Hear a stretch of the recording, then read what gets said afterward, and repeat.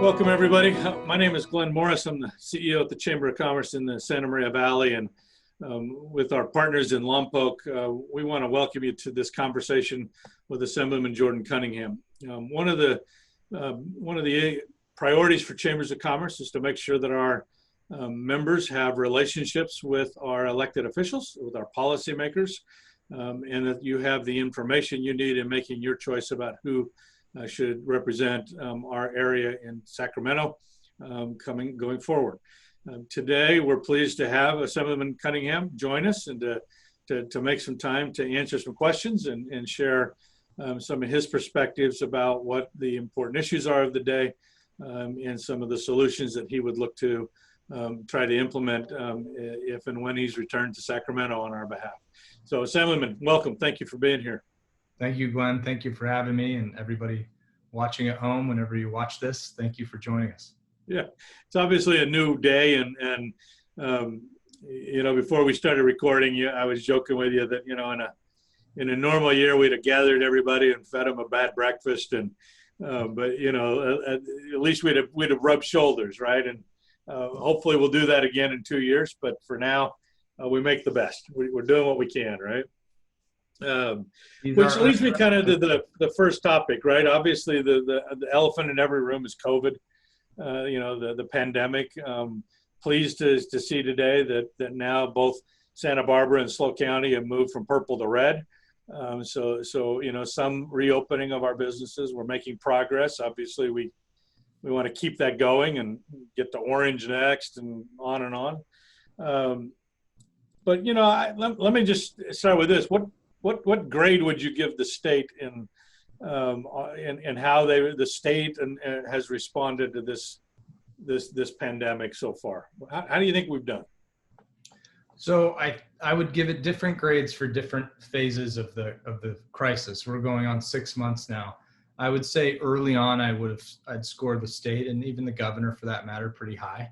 I mean, we were confronted with a situation where numbers looked very bad out of Italy and Europe.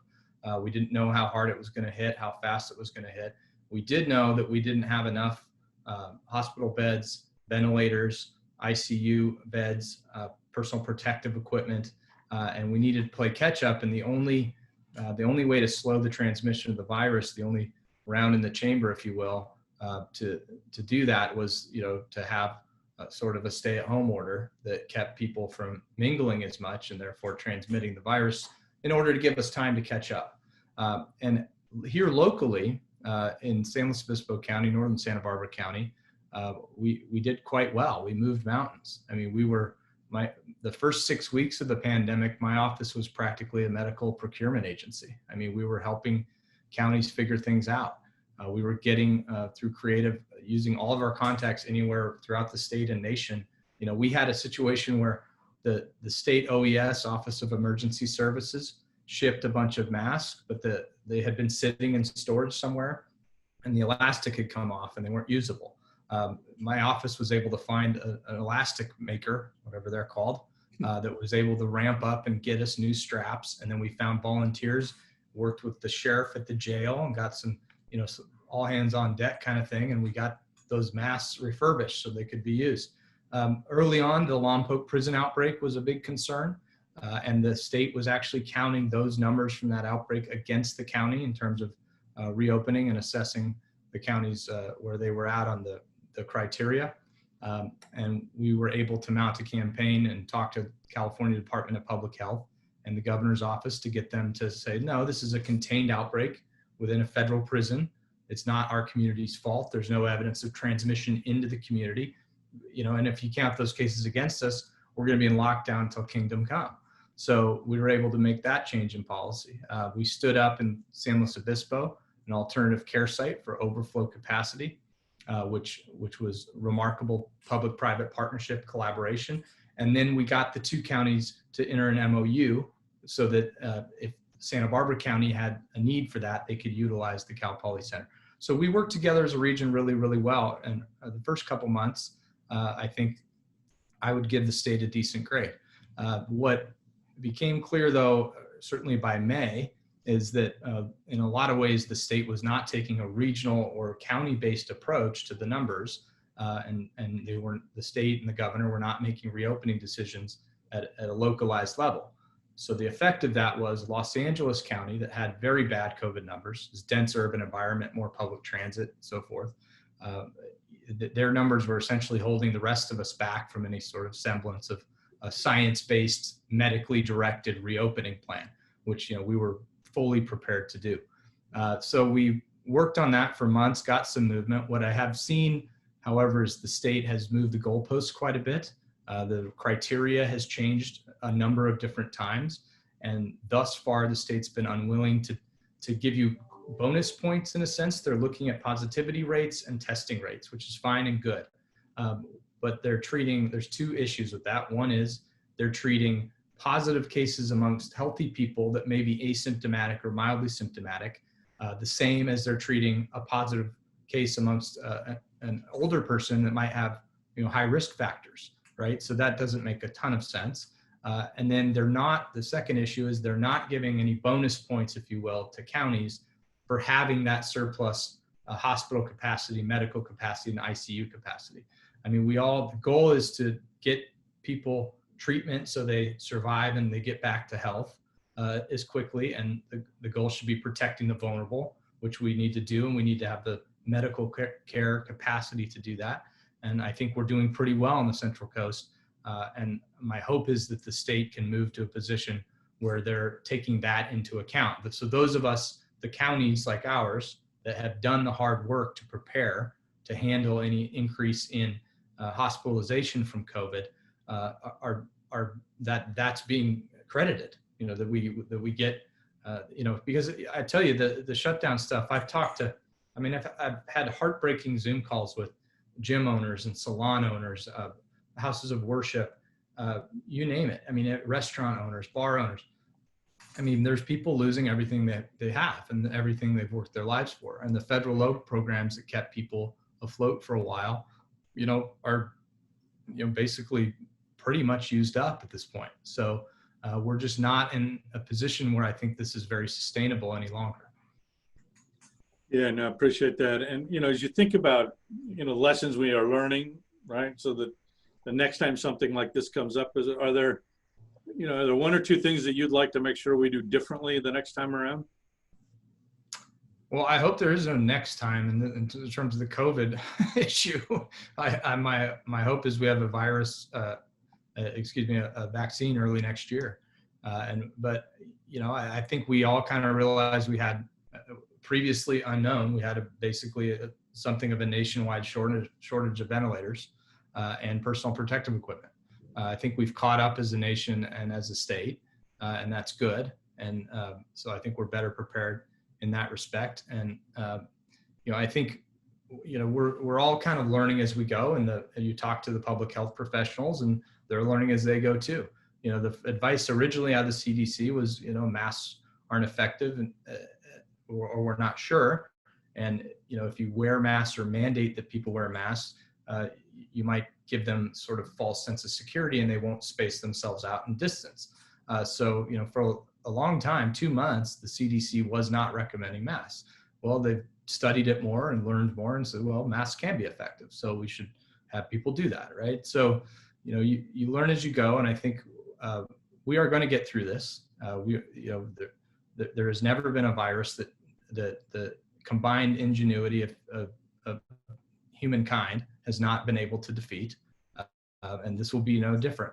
My hope is that, and there are billions of dollars a month being spent by some of the smartest people, both public dollars and private dollars, some of the best pharmaceutical companies and researchers in the world, some of the best medical researchers in the world, to develop a vaccine as fast as humanly possible. And I think they're going to get there probably sooner than people think. That's my hope. I would say also, I think we need to if we were to deal with something like this again, or we deal with the second wave of it or whatever it is, I would like to see the policymakers calibrate the response a little bit better to the data. We relied entirely early on modeling. Well, the modeling is only as good as your assumption. And anybody that studied science knows that. If your assumptions are wrong, it's garbage in, garbage out on your models. The state had a model it released It didn't want to give them up, by the way, but they were the state public health department was relying on modeling that said at one point during the crisis that over the next 30 days, San Luis Obispo was going to have 59 deaths from COVID. At that point in time, when they released that modeling, we only had 17 people in the hospital and 2 in the ICU. So it's like, well, no, I don't think we're going to have 59, right? So you got to base the decisions on empirical evidence, not on your modeling, which may be flawed. Right. So you talked about some of those conversations you're having with small businesses, right? So, as we go forward now, we begin to get, our arms around the public health side of this, and we're making some progress there. We've supplied the hospital system and all of those things you've talked about. What steps do you think the state ought to be thinking about now to rebuild that small business economy, to get these people back into their businesses, restoring, those investments and generating the economic activity and the employment that comes along with it? Yeah, I think it's got a couple components. Some of it's state, some of it's federal. I would like to see them come to terms on another round of PPP type loan programs, relief to some localities. I'd like them on the federal level to not restrict funds to counties of 500,000 or more, do some of these other things, and to hopefully not pass the funds through the state and just give it directly to the localities, which has been an issue in the prior CARES Act funding. If we're going to continue with this sort of partial shutdown, fits and starts on reopening, there's going to need to be more support for small businesses, or people just aren't going to be able to survive. Obviously, we've got a big problem with the Unemployment Insurance Agency in California. The EDD has been a disaster. I would score them an F- for how they've handled this. They were unprepared. They've never been a good agency. The 4 years I've been in office, we've been helping people with EDD problems left and right, and they got totally swamped. And the administration, in my view, the governor's office was slow to move on trying to fix it. I had bipartisan coalitions of legislators raising this alarm back in mid-April. We've helped in my office over 4,000 people get their EDD claims resolved, and these are people that are entitled to the insurance benefits. It's a fund that's paid for by employer and employee. It's social insurance. It's not like a handout, and people need this when they're laid off due to no fault of their own. And it's just unconscionable that our state EDD is so inefficient and it can't resolve the most simple. I mean, literally you put something in and you don't space it properly, or there's one typo or this or that, people can have their claims delayed by 4 weeks. Some people, they can't survive that way. So I'm very proud of my office that we've been able to help so many people. And I'm very chagrined. The EDD needs to be completely overhauled, if not just disbanded or privatized. It's a mess. So, those are some top of mind things in an answer to your question. Yeah, no, appreciate them. Thinking more broadly about the local economy here on the Central Coast, you think about what some of our foundational industries are, right? So agriculture obviously is key to this region. Oil and gas, the energy sector has been an important part of building wealth and communities on the Central Coast. Tourism's an important piece, and you look at that, you think all of those kind of foundational industries are under threat, right? That whether from economic pressures or external pressures, all of those industries are struggling and are being are under threat, right? So talk a little bit about some ideas you might have about how do we shore those industries up, and allow them to continue to be economic drivers that they have been for generations here.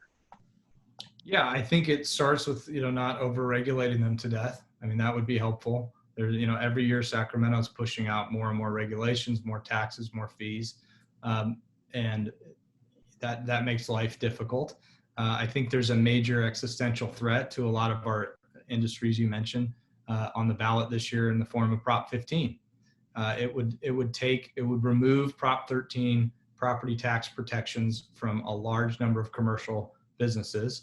And don't buy the hype. It does affect ag, and it affects ag in a big way because basically under Prop 15, if it becomes law, if you own a big plot of dirt, but you're not doing anything with it, sure, your tax rate doesn't change. But if you have improvements on it, such as planting vegetables, growing grapes, irrigation equipment, what have you, the improvements get assessed the higher property tax rate. It would be an estimated 11 or $12 billion tax increase annually, the largest property tax increase in the history of California. In fact, the largest tax increase in the history of California. And it comes at a time where a lot of our businesses in all different industries and sectors are struggling to survive.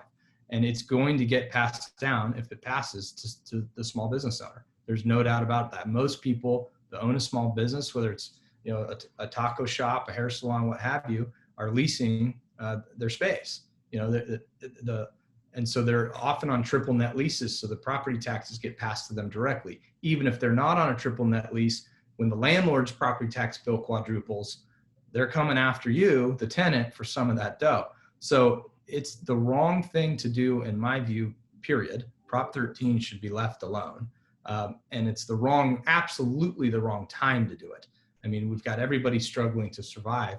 And I would like to see, to round back to your last question too, I would like to see, a little more thought and science being used to guide the reopening. I mean, when you have gyms and fitness centers that are necessary for just to give you one example, for people's mental and physical health, right? And they're told, well, you can't, even if you have a warehouse of 1,000 feet and you can space all the equipment out 10 feet and sanitize it after every use, right? No, you have to be outside. And then, a lot of places in my district, I mean, it's smoky, the air quality is bad. And, it was 105 degrees in Paso Robles the other day. Like, that's not necessarily the environment people want to go work out in. So, and there haven't been any outbreaks from fitness centers. I mean, we should have nursing homes virtually on lockdown. I mean, that's, and I get bars because you can't socially distance in a bar, at least not one I've ever been in.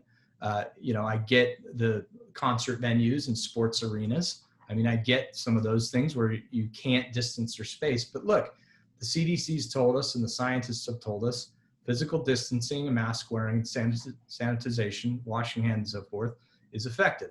If that's the standard, then apply that standard across the board. Let people live their lives. And if we did that, I think ultimately the ultimate solution is to let people go back to work and do it safely, do it responsibly, check and make sure people are complying.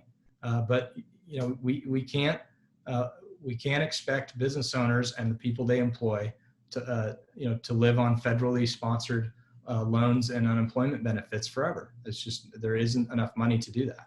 So, we're going to have to adjust and, I think, be thoughtful and use science in how we guide our reopening decisions. Yeah. So in addition to those kind of foundation industries, obviously there's a lot of effort being put in to try to expand the economy down here on the Central Coast, right? And you're involved in some of that and have been, thinking about things like trying to expand space, the space industry on the commercial side out at Vandenberg Air Force Base, the reuse of the Diablo facility. There are opportunities on the horizon there. What role do you think the state can play in encouraging and facilitating, kind of a diversification of the Central Coast economy? Yeah, there's a big role to play. I mean, the state's got a lot of responsibility for infrastructure dollars. The state can use our clout, and a lot of us have written letters to the Pentagon, to the White House, asking. We are on the short list for Vandenberg to be the headquarters of the next U.S. Space Command. That would bring an estimated 1,500 jobs, private sector, in addition to a lot more military personnel. The commercial space development in Vandenberg's got phenomenal potential. SpaceX is like our anchor tenant there. I mean, there's other companies, Lockheed and so forth, that want to move in. I mean, it's a unique place because you can launch into a particular type of orbit over the ocean. There's nowhere else actually in our country where you can do those two things at once. So, Elon Musk and SpaceX have realized that potential. They've seen that. I think others will too. And I think, those are high paying, good jobs, man. I mean, a lot of the commercial space industry is sky's the limit. Is that a cheesy metaphor? Sky isn't the limit. Sky's not the limit. Space is the limit. So that's an important one that we got to nurture, push along however we can, add our voices to the decision makers. I've attempted to do that every way I know how. And it would sure help, again, if Prop 15 doesn't pass, so investment there, doesn't have a property tax basis that increases every 3 years. I was talking to somebody in the solar power, industrial solar space the other day, and they said, hey, if Prop 15 passes, we've got plants that we want to site 500 megawatts, large power producing. We need more power, by the way. I mean, our grid's on a razor's edge right now, and that's with Diablo Canyon still online. We lose that in 2025. That's 9% out of the grid that we've got to replace. And due to state mandates, it's got to be GHG emission free. So we need to couple wind and solar with storage capacity, and we need to be building storage capacity. Pump storage, battery storage, gravitational storage. There's a lot of good technology out there, and we've got some space to do that in SLO County and Santa Barbara counties. We should be doing that all over the state. So I think there's a lot of potential for us there. I've been working hard for the last year and a half trying to deconflict some ocean space west of Morro Bay to try to site offshore wind power. We got the potential to build a 2 gigawatt offshore wind turbine farm that would pipe right into the grid. It'd be 35 miles, 40 miles off the coast over the horizon line, so it won't be an eyesore for anybody. And the wind blows virtually day and night out there. And there's private investment interested in it. The Department of Interior wants to lease it. And if we can deconflict it with the Pentagon, that's a lot of jobs too. I mean, the construction phase is a ton of jobs. The maintenance phase is good jobs. So that's a lot of potential. The tourism, I feel like we're going to grow naturally. I mean, after COVID, who wants to go queue up at Disneyland? I mean, we got people coming here. I've been tracking the hotel bookings and Airbnbs and so forth. And we're on a kind of a quiet secret kind of uptick lately because people want to get out of their homes. They've been cooped up down, Southern California, Bay Area, Central Valley, and they want to come here. It's beautiful. You got space here, that's, which is a good thing. So I think tourism is going to rebound here probably faster than anywhere else in the state as things start to open up, as we get a better handle on COVID. So that's good. And then the last one that's kind of a secret weapon that we've got that people don't really realize is outside of ag, the second biggest employment sector and the bigger government, prisons and so forth, Air Force Base, state hospitals. In the private sector side, one of the second biggest employment sector is specialized manufacturing. There's actually quite a bit of that, and there's room to grow there too. And we get this commercial space thing, whether we become the U.S. Space Command headquarters, which I hope we do or not, but as we develop and augment commercial space, that will trickle down.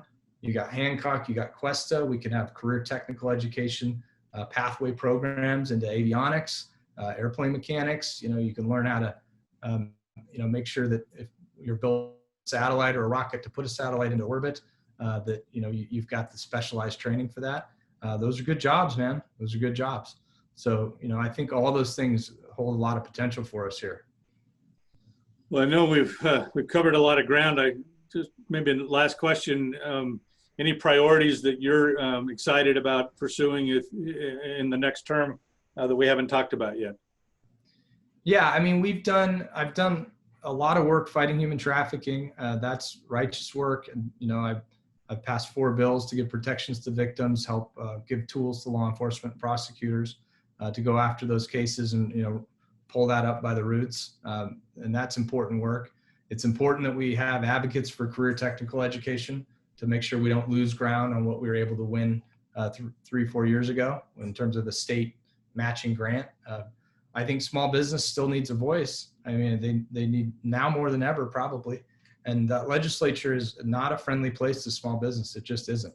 Unless you're a small business owner, or like I am, or you come from that background, like, often there was I'll give you one example. This year, there was a controversial leave bill that, used the definition of small business as 5 or more employees would fall under the leave requirements of this bill. The federal definition's 50. So, you need to have legislators up there representing you that say, well, wait a minute, like big corporations can sort of swallow and absorb, right? But, when you're putting this stuff on, a small restaurant or, a doctor's office or, whatever it is, there's a real cost to that. And you need an advocate for small business. And I'm excited also about working on, we need a plan to replace the energy we're going to lose at Diablo Canyon and to replace the jobs we're going to lose at Diablo Canyon. We're working on a plan, but we need a real plan. We need a real plan in the state of California as to how, if we're really, everything's going cloud computing, it's hot as heck. People are running AC units just to stay comfortable. We're already in sort of a precarious rolling brownout situation. I think the electric vehicle revolution is probably coming. Those electric vehicles, they're super cool. I test drove one the other day. A buddy of mine let me drive it. They're fast as all get out. But they use a lot of electricity. We've got to produce way more power than we produce as a state now. And if we're going to do it with a combination of wind, solar, geothermal, small hydro, and so forth, and we're going to let nuclear go, which I wish I could stop, but that decision's been made, then we need massive investment in energy storage infrastructure. So when the wind isn't blowing and the sun goes down, we've got somewhere to store that power and then flip the switch and put it back into the grid. Right now, we rely the 2 hours after the sun goes down, according to the PUC and ISO, who runs the grid, we import about 36% of our power from out of state, which is expensive. You don't always get it, and it's mostly produced by natural gas. So, we've got some real challenges there. But I think our region, we've been such a strong energy economy with Diablo, with Topaz Valley. We are a big time energy exporter to the state. I think we've got potential for offshore wind. We've got a lot of potential here to do some storage. And I think that space is one where the 35th Assembly District in the Central Coast is going to play a leadership role in showing the rest of the state, how we can achieve all these really tough goals that we've set out for ourselves. So I'd like to see that and continue that work. And then the last thing is, just protect the taxpayer, man. Cost of living is exorbitant. I mean, people work half a lifetime to be able to move here, or if they were lucky enough to be born here. It took me 15 years to get back after I left high school. And it's the most beautiful, amazing place to live. It's, I think, the best place. I'm biased, but I think it's the best place in the country to raise kids, but it's not cheap, and it's getting, so we've got to build more housing. We've got to beat back measures going to increase the price of gas and groceries and essentials. We've got to put a pause on tax increases for a long time. And we've got to make sure that we are send people to represent us, which I will do and have done for 4 years and will continue to do, that are always keeping it first and foremost in mind. How are these bills, how are these laws, how are these policies going to affect the cost of living for my constituents?